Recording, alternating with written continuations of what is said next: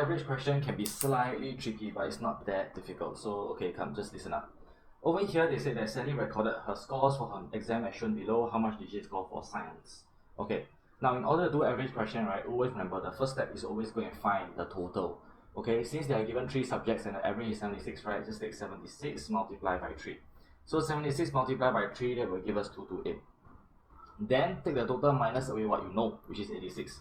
So you take 228 minus 86, and then that will give you 142. Okay, so you know that 142 is supposed to split into this 60 plus and whatever 7, something 7, right? Now the next method is actually very simple. You take 142, right, you minus 7 first. You minus this single digit.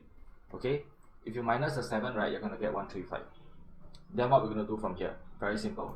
You take 135, right, you minus this away.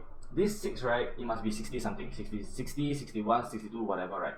You take 135, right, you minus this 60 first. Because you know that it is at least 60. Okay, you minus this 60 first. The moment you minus, right, you're going to get 75. This digit, right, is going to be this digit. Okay, it's going to be this. Okay, so it's actually 77. But let's try to double confirm. If I take the total minus 86 and minus 67, right, I'm going to get this number. See, 228 minus 86 minus 77.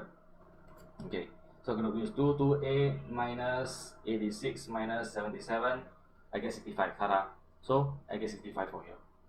Okay, so she's got 77 for science and then 65 for math. So answer done. Okay, so this one will be 77. So for questions like this, remember, always go and find the total, then minus away what you know, and then minus away the single digit, minus away the second digit for the third subject. And then you can actually roughly get the answer. Okay, I mean like this answer. Alright, easy, done.